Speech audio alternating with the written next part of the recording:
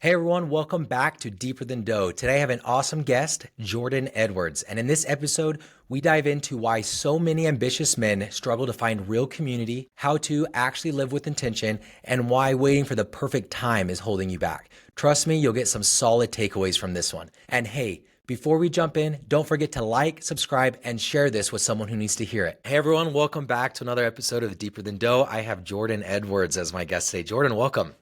Thank you. Thank you. Thank you for having me on, Bennett. Um, I love all my guests, obviously, right? But when I look at the calendar, like today, I'm like, man, I got so many freaking meetings. I really want to do podcasts. And I saw it was you. And I'm like, oh, I was on your podcast and you're the easiest guy in the world to talk to. So um, tell me about your background and the podcast. Yeah, absolutely. So the way the podcast started, it was really interesting. It was back in 2020. COVID was happening. I was doing 75 hard. Have you heard of 75 hard before? Yeah, I got through 4 days. I did four days hard. Yeah, so I was doing 75 hard, which is basically no alcohol, two workouts, all the stuff. And me and my buddy, we're like, what are we going to do on Saturday? And we ended up going to the Naples Airplane Show. And at the show, they have this museum, and it's a World War II museum, and it's a very small airport. And we start talking to the guy, and he goes, "You should read about Wayne Ogden Smith." So I start reading about Wayne. Wayne was a Okay. prisoner of war for 7 years, and I told Wayne, I go, "That this is incredible. This guy sounds amazing." And he goes, "This guy's me." And I was like, "Wow." Can I have a podcast right now? Can we start interviewing? I didn't have a podcast at the time, but my whole point here is that whenever you have that inclination, you have to go for it. And now we've done over 200 plus episodes, obviously having Bennett on, and it's been an incredible ride meeting some amazing people. That's awesome. That's such a cool story on how to start the podcast too. You're like, yeah, let me interview you right now. So, I mean, what'd you do? Just pull out your phone? I literally pulled out my phone. We didn't have any video recording. We talked for about 15 minutes, and then he goes, "Jordan, I actually have a job. Like I need to work." So he's like, "Come back to Naples tomorrow." So, Uh-huh. or come back next week. So we ended up going back the next weekend, and literally all we did was pass the phone around. It was me, my buddy, and Wayne, and that's all we did. There was no video, there's no thing. So nothing ever has to be perfect. We Yeah, all you sit just there and go, "It's got to be amazing." And it just doesn't have to be that way. it's so funny. So I sold Dirty Dough to, a larger corporation and I'm like, yeah, the same thing. I'm like, let's just get videos out. Like, I'll record them today. I'll get the scripts today. I got Chat GTP and they're like, oh no, because they have to be. Anyways, a month goes by and I'm like, we don't have anything. I could have put out content, shitty content, got feedback, adjusted it, put it out again, got Yeah. feedback, and then put it out again. All that by the time you just put out one freaking video. So I'm very much like, just start, just go, fail quick, start quick. Um, but maybe that's because we're ADHD. I don't know. Type Well, A personality. I think the benefit there of just starting is you have to realize that no one's going to see it. And that's cool. And if Yeah. people see it, then you're doing something good. And you have to start to realize that you're never going to get better without reps. And in that corporate environment, they're very much, we have to be perfect. It has to be on brand. And it's like, how are we going to get results if we're doing one when other people are doing 100? Yeah. We're not going to get the same results. Um, no, I love that. Okay, so podcast. What else? Give us a little bit more of your background outside of the podcast world. Yeah, so back in 2019, I actually started coaching, men's coaching. And the reason I started doing that was because I realized I actually went to a conference, which is one of the biggest benefits, I think, for everyone is to get outside of your environment, go to a different environment, see how they're doing. And everybody was in sales. And I'm Hmm. like, wow, I have to learn sales. I have to sell something of value. So I started helping people out with financial literacy, and I started creating these different rules and ways to live my life and how to live intentionally. And I started with these five pillars, which are mental, physical health, community service, philanthropy, spirituality, and relationships. And I realized that if I was excelling in those five pillars, I'd have an incredible life. And I started bringing that to my clients, and then we started making groups. So now I run two men's groups, and we meet on Monday nights and Thursday mornings, and we have deep, deep conversations. Because what I've realized is a lot of ambitious men are struggling. Like they might be the best in their friend group, they might be the best in their area, but they don't have a peer group. And I think every person really needs a peer group. Yeah, last summer I threw a post out and I'm like, hey, if anybody wants to go to the gym and hang out, let's do it, right? And I'm still literally going through that same list of people still going to the gym 6 months later. But two of the guys that I met, psychedelics came up. I mean, that's because I brought it Yes. up, right? Acting like they brought up. No, it was psychedelics. Two guys that I met. One of them's been divorced twice. He's like 32 years old. Yes. Uh, has his kids 50% of the time, two kids. The other one, business owner, also divorced, moved here for his wife, got a divorce. Now he's kind of alone. It's been like a year and a half in a business that he thinks they're committing fraud, blah, blah. And it's like, the guy hits me up all the time. He's like, I really want to experience like a psychedelic, like healing journey. And then finally I'm like, okay, he's hitting me up because he literally doesn't have anybody else. Like I know this guy once or twice from the gym. And then I invite that other guy and we actually had like a really, really cool experience last week. But it opened my eyes to like, I've actually never experienced that in my life. I come from one of 9 kids, Yeah. a million. I have a I'm group sorry. of Yeah. 16 or 11 guys that most of us went to elementary school together and we played Fortnite last night. You know what I mean? And it's so eye opening to me that that is such a big need. How did you uncover that need? Was it starting to dive into the men's group and then you're like, okay, there's a big need, or did you have other personal experiences that I guess Yeah. opened your mind to it? Yeah, so it started happening for me. I went to University of Tampa, I graduated, and everyone goes their own directions, right? After college, everyone's doing their own things. And I would meet up with these people at bars, and I thought we were having deep conversations, but they were so surface level. And when I Yeah. would try to do anything else, it would never advance that way. And the biggest issue I found is that people aren't supporting each other unconditionally. So, Bennett, if you came to the group and you shared a story where you're like, I just sold a business or I just did a new PR, in our we're told to not share those experiences because we don't want to belittle other people. And I think what the truth is we need a group of people that you can say, hey, I just sold my business, hey, I Mhm. just got a huge bonus, hey, I just did this amazing thing, and have empowering win, because there's so many of those wins that we have to keep so quiet and to ourselves, because if we share with someone else it might offend them or it might do this or that.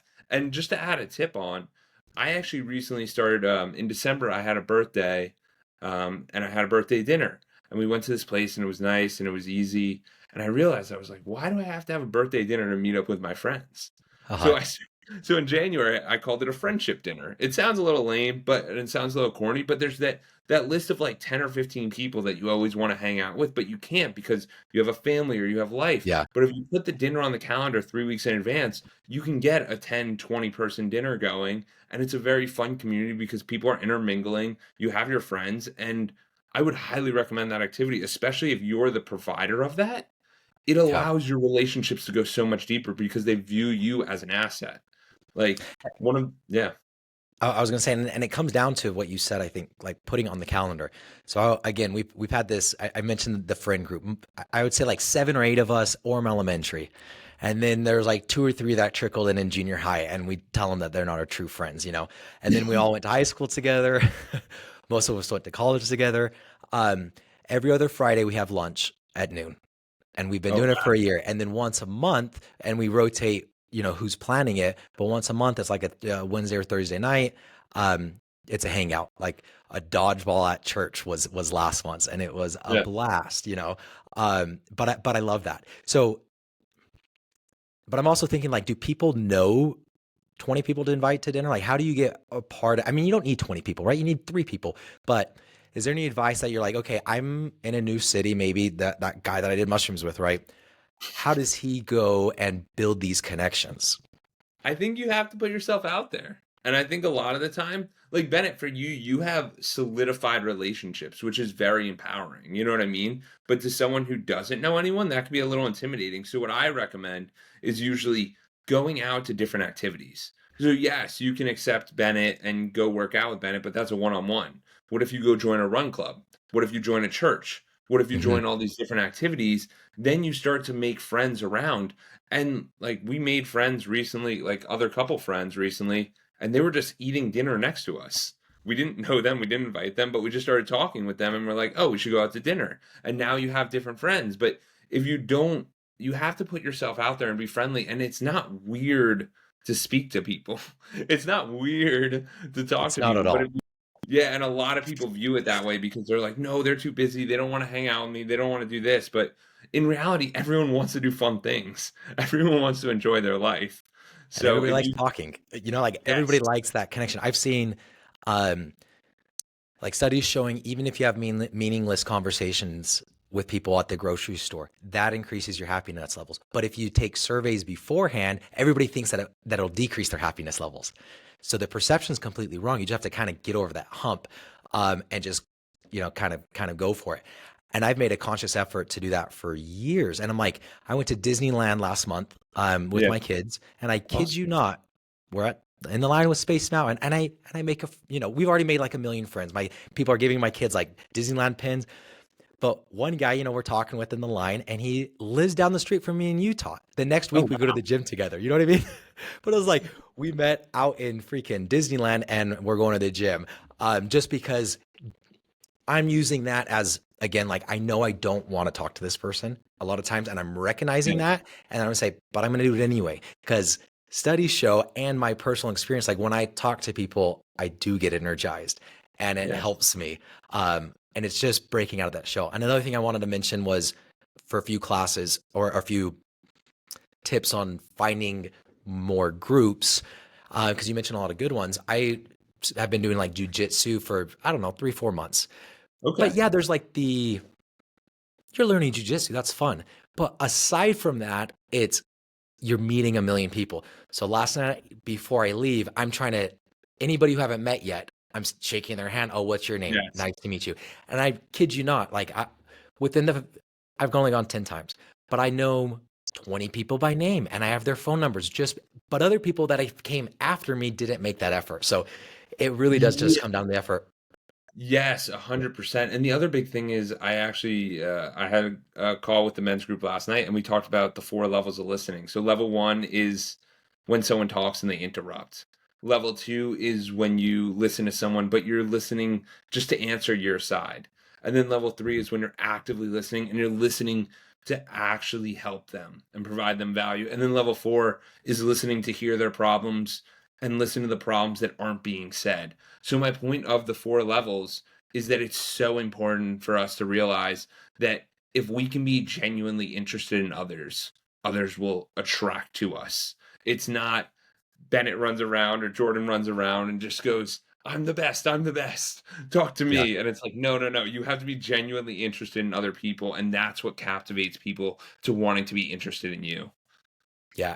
And without thinking too much about this, I felt like probably the first time, at least in the last handful of years as a business owner, there's always an agenda when I'm meeting with somebody, whether it's my agenda or their agenda, right? But there's always an agenda in it. And I usually have my own agenda. Like every time I got my agenda, like this is what I want to accomplish. I sell a company. I'm going to the gym with people. I'm no longer looking for capital. I'm not trying to sell franchise. I'm not trying to do anything. I just got to get to know people. And then that helped me develop what I want to do next, which is the sales, because it's just all these random business owners telling me what they're doing. And my mind's just turning, oh, this is how you should position the sales. This is how you, and I start building it out for a few of them, just for free, for fun.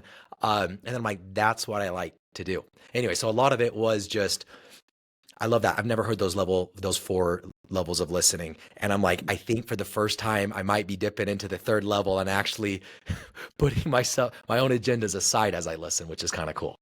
Which is amazing because then you start to truly understand people and actually be able to help them.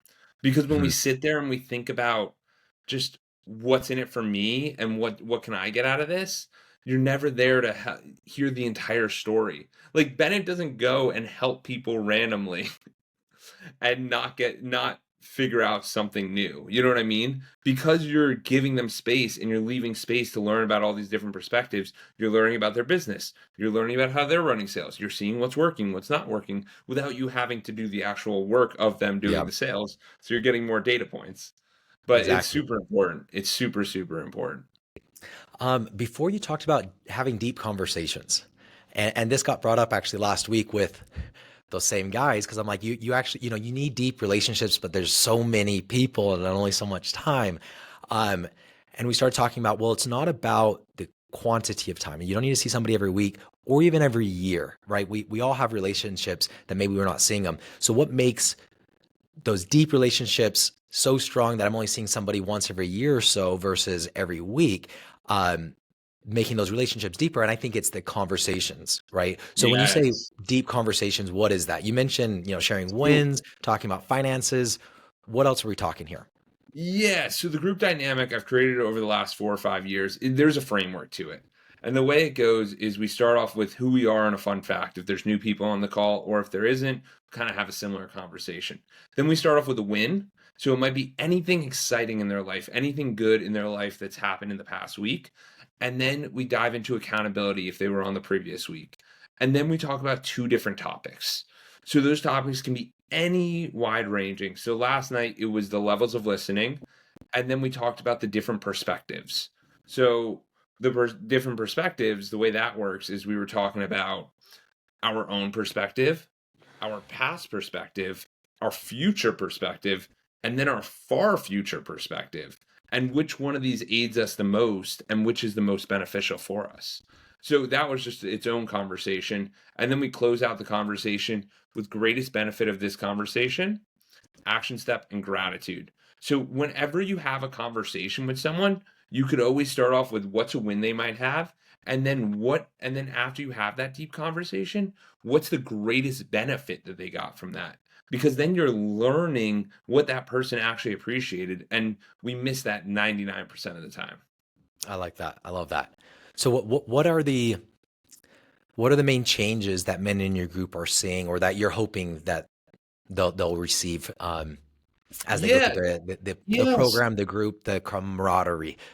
Yeah, so the major changes are to realize that you're in control of your life and you can create whatever life you desire. And by that, I mean, last year, me and my fiance at the time, but now we got married, we were able to travel around Europe for 7 weeks while working. And it's Hot. not an easy feat to do, but it's a cool thing. And I say that, and you smiled right away, and you start to realize because it's like, oh, that's pretty cool. Like, I want to do that. Like, people start to realize these things, but the more intentionally we live our life, the more optimal our experience gets to be. Like, Bennett, I've seen you been doing the dance classes recently. Yeah, That's yep. exciting.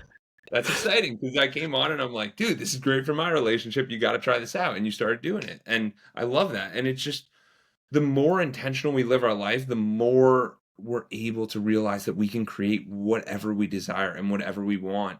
But the key is that we need a plan, and then that's what basically the group calls are: planning, kind of reflection. And then during the week, you're taking action on these goals. So you're moving towards whatever the goal is for you. Because if we don't have the action and we just sit in planning all day long, nothing Yeah. really gets done. Okay, I'm gonna make a slight tweak to what you said, and you tell me if you agree with it. You said you can control your life, or you are in control of your life. I would Yeah. say you can control your life. My big focus in the last however long has been, I guess, the difference in planning or conscious and impulsion. Like, am I showering and going to the bathroom and getting a drink at the same time because I'm actually thinking about it, or is it just muscle memory and I'm just product of my environment? And I think most people, most of the time, are just a product of their environment. They're not in control of their lives. They can be, but they're not present enough. Um, would you agree with that? Well, let me add one more thing. And I would say the indicator, because a lot of people are like, no, I'm present.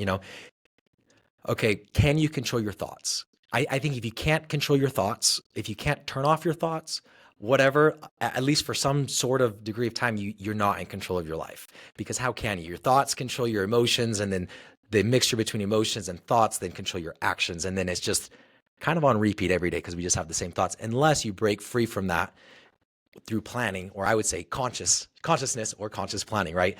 But what is your feedback on that? I mean, it's very interesting you brought that up because recently, so in the beginning of January, I started telling I wanted to read more. So I was like, Jordan, if you want to read more, and this is a good thing for anyone, if you want to read more, you whatever you want to accomplish, bring it down to the lowest daily discipline. So the lowest daily discipline for reading is read one page of the book.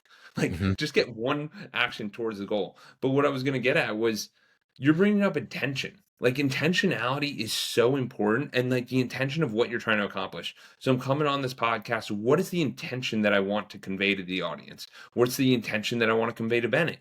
I would 1,000 100% agree with what you said, because most people are not actively looking and creating opportunities for themselves Mhm. because they're just not intentional with what's going on. They're like, "Oh, this person said something mean to me. I'm gonna have a terrible day."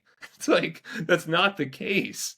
That's not the case at all. You get to decide the day you want, and you get to create whatever day you want for yourself, which I think Yeah. is so important. Or as Um, you would say, you can create whatever day you want for you yourself. can, I mean, I just look back at my whole life and I'm like, okay, I'm having a lot of moments that I am present now. But like, what about the first 25 years of my life or 28 years? Like, did I really plan anything? Was I just going, like I was just So doing the same so for things. you, And I think, what a do you lot of think people the big can, change was? What do you think the what was big that? change was? What do you think the big change was? Focusing on consciousness, starting to focus on thoughts. It started about 3 years ago when I took mushrooms. Just F me up, dude. Like, holy crap, there's another world out there. I felt terrible on mushrooms, like the worst I've ever felt. And that fascinated me. Like, why would something grows from the earth? Anyways, but that was kind of the trigger on like, wow, my psyche is very unstable. If I could take a little mushroom and I'm so uncomfortable because I've lost control. And Yeah. that kind of set me down that path. And then, 3 years later, 120 pounds later, and another business grown and sold later, I'm like, yeah, this is the right path, at least comparatively speaking to what I was doing before. Like, it's working a lot more. Have you spoken to Paul Austin? Yes, Or have you never? psychedelic You guy. have. Yeah, I had him on my podcast. Yes. Yeah, Dude, yes. I had him on the podcast and he's like, "Dude, no one allows me on the podcast." He's like, he was just so grateful for the opportunity because he's like, "Dude, I get rejected so often because it's like psychedelics with Yeah. CEOs." And he's like, "Dude, it's so powerful because most CEOs want to be in so much control and they don't need the control. They need to relinquish the control." So it's such an eye-opening thing. So I'm not surprised that you felt that way. Yeah. I mean, I think that's kind of what saved me about this time last year when I was like, man, this is so stressful. I've kind of signed the keys over to another management group, but my name's still on everything as far as like millions in debts and leases and everything. And it was just like, am I going to go bankrupt or am I going to succeed? And it was that feeling every day. But I think that, 2 years of prep allowed me to have at least enough foundation to just, barely squeeze by alive. And I'm like, okay, um, Well, I think no, but Bennett, I think you're bringing up a very, very valuable point for the audience to realize that when you push yourself through these challenging conditions, like I ran 2 marathons, I go to the gym each morning, and everyone's like, "Why would you go to the gym in the morning?" And it's like, dude, good, just because it's better. It's early, it's challenging, it's better. Um, but the point is, the more times you internally stress yourself out, like in a positive way, by doing like mushrooms or working out or challenging yourself in any capacity, then you start to become more and more confident when these real challenging periods come up in your life and you're like, I've been ready for this. I was yeah, prepping for this. I've been prepared. So I think that's so important that what you brought up right there. yeah. I mean, you can be comfortable in all times. Going back to the control, um, okay, if you can control your thoughts, and I mean, I'm not saying that I can, but I've read it enough people that I think that it's possible. Like you Yeah. can have one of a yogi guy that I follow, Sadhguru. He's like, Yeah. if you could control your emotions, wouldn't you choose? Wouldn't you control that you're blissed out? And he's like an 80-year-old Indian guy, blissed out 100% of the time. That's how I've lived my entire life. And I'm like, Yeah. okay, cool. There is a lot more to get there, but yes, I do agree you go through those stressors or you get comfortable in uncomfortable times. Like my resistance, I'm labeling it. I mean, I'm saying resistance, but like last night I'm going to jujitsu. I'm like, I don't really want to go today. I'm sore. I already did yoga this morning. I already did the sauna. Like I'm good. And then I'm like, but why don't I want to go? So, and then Yeah. I'm analyzing that. Where's the resistance? Well, I don't want to go because there's still new people. You have to get a new partner. Are they bigger than you? Are they smaller than you? I'm stronger than most guys. I know wrestling and I'm a little spazzy still. I don't Sure. like sitting on guys all the, like it's Yeah. jujitsu. You're in like uncomfortable Yeah. sexual positions half the time. To be Like, do I honest want with to go do this with random people? you. And then when I labeled it as, oh, that's just a bunch of made up bullcrap in my head. Like, Yeah. who cares about all of that? Yeah. At the end of the day, I could go to jujitsu and have a terrible experience, whatever, and I could never go back and my life's the same, right? Like, Yeah. there's not much at risk. But realizing, like, okay, this is what I want to do, and then analyzing, or I guess resistance to something you should be doing or want to do. Yeah.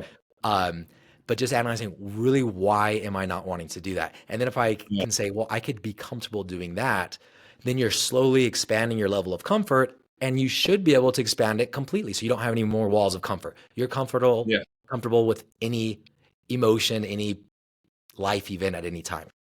I That's the think it goal. also, yeah, and I think, and we've talked about this in the group as well, but I think it's super valuable. Is kind of what you're also bringing up is like, dude, you're new at the sport. Like 10 times isn't doing it a whole bunch. So I remember when I started doing Muay Thai and it was the first time I went and I was like, dude, what? They're punching each other. Like, this is crazy. Why are they doing this?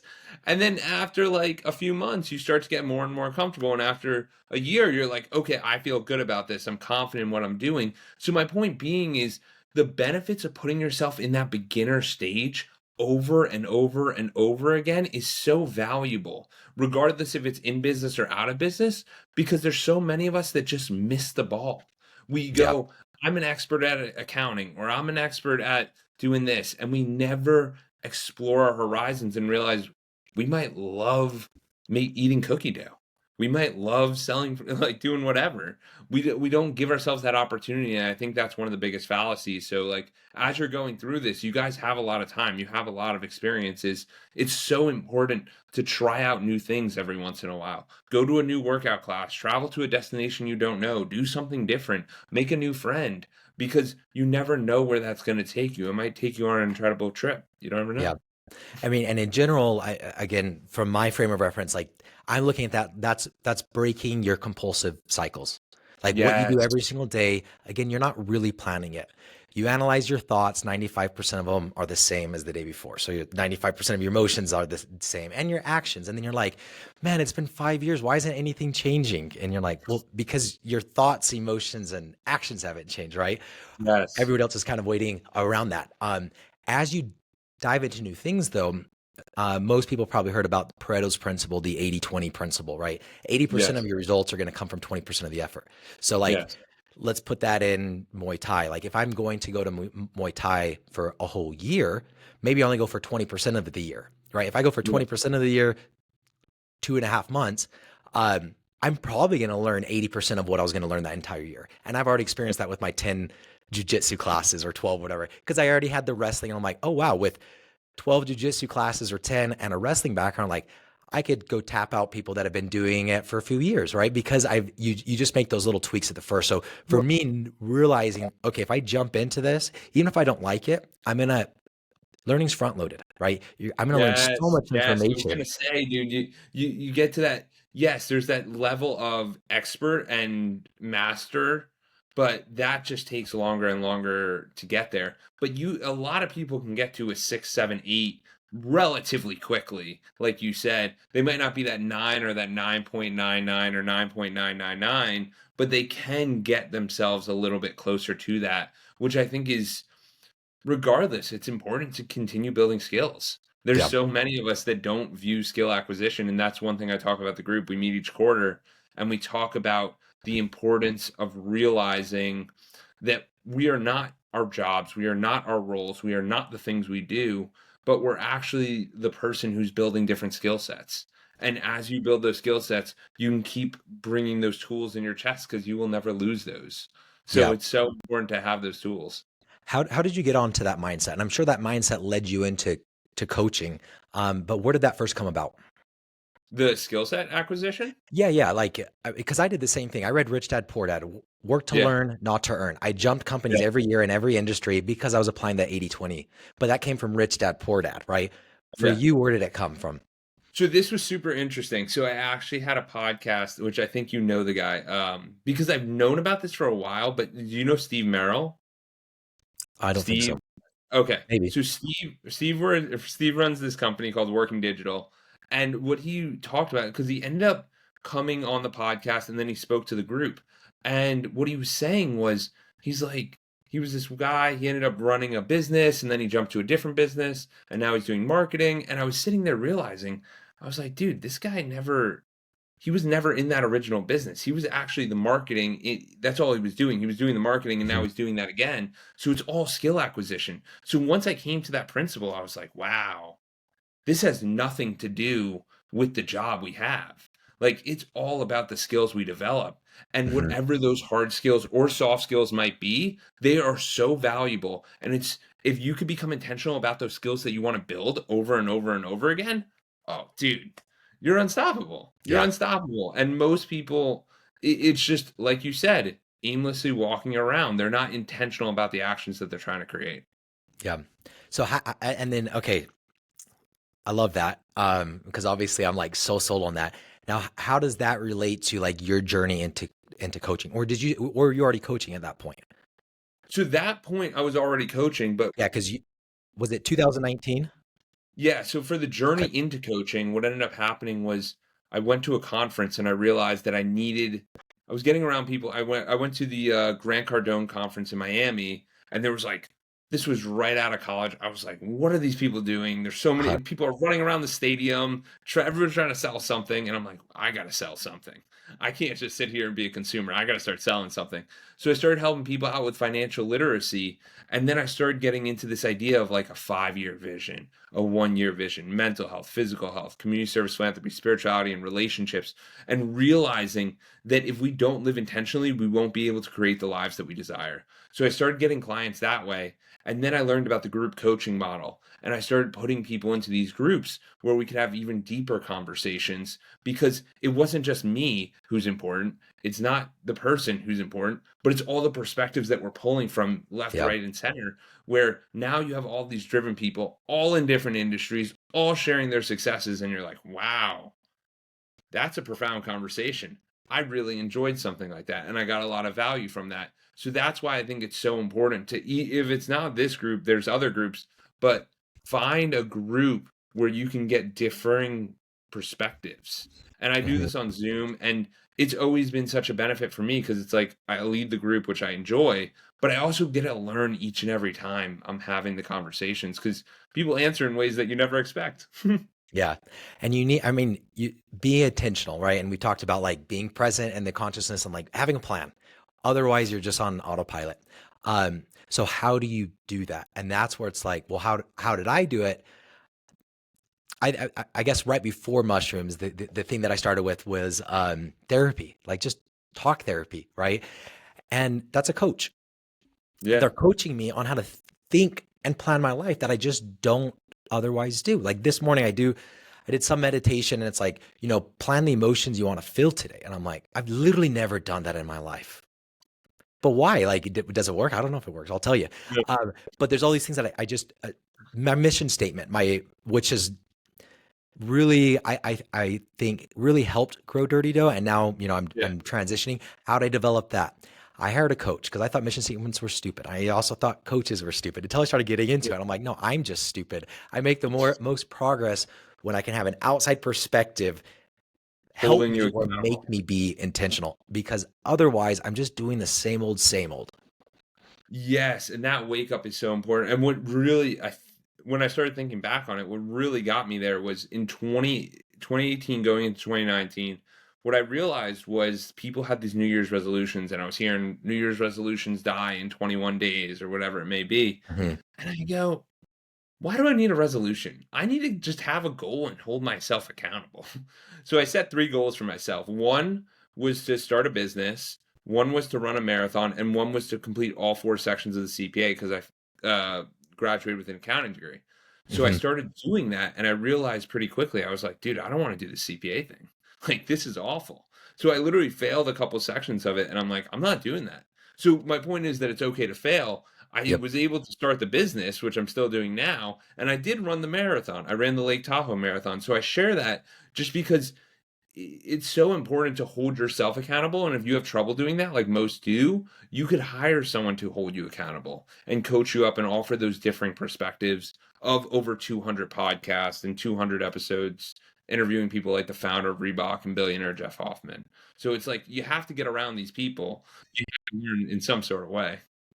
Yes. I love that. And you got to have someone who's actually had real perspectives and Mhm. really accomplished things. And that might be through interviews, that might be through business, that might be through whatever. But the more perspectives you get, that's really the goal, is to figure out who you are and who you want to be and be able to hold yourself accountable to what you want to accomplish. Yeah, I look at coaching. I mean, it's self-care, right? For your mentality. So going back to what you asked me, like what has been the change? I'm like, okay, therapy, like mushrooms really expanded it, but mushrooms exposed all of my issues and my doubts. And that Yeah. forced me to do self-care. And then diving into self-care is really what led into to me getting a coach, which has been super, Yeah. super invaluable. So anyways, love that whole journey. I really appreciate you sharing that. Thanks for jumping on. How can our listeners connect with you, learn more about your podcast, learn more about your coaching, everything else you're doing? Yeah, absolutely. So for you, Bennett, I wanted to give them the podcast is on YouTube. It's hashtag clocked in with Jordan Edwards. You can find it there.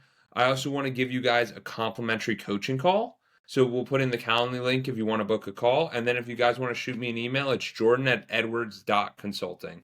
And you can just shoot me an email, and I'd love to hear what you got value out of, and maybe we can conversate. That'd be I awesome. love that. Thank you, Bennett. Um, Tell me about the coaching call though, just to get it, I look at it, I'm Yes. like a free coaching call. Who would not get that?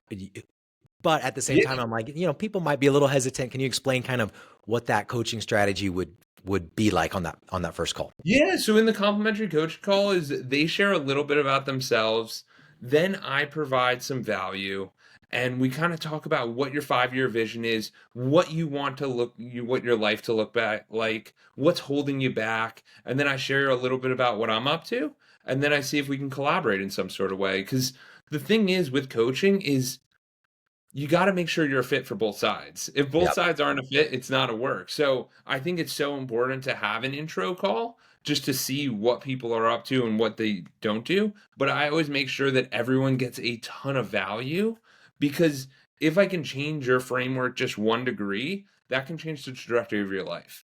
Yep. So I think it's so important to do that. And I always try to impart that every time I have a coaching call with anyone. Okay, I love that. Thanks for expounding on that and exactly kind of where I wanted to go. Like, okay, so if I do this coaching call and for whatever reason I don't jump into the program just yet, I'm still getting massive amounts of value. I'm still setting up, I'm still verbalizing what I want for myself, which I probably haven't ever done or haven't done in a while, right? Because somebody, a coach, a professional coach, is taking that out of me and getting those ideas and expanding my vision to what I actually want for 5 years. So either way, you're Yes. getting massive amounts of value, and that's awesome that you're giving us that offer. So Jordan, I appreciate your time. Thank you so much. Thank you, Bennett. I appreciate it.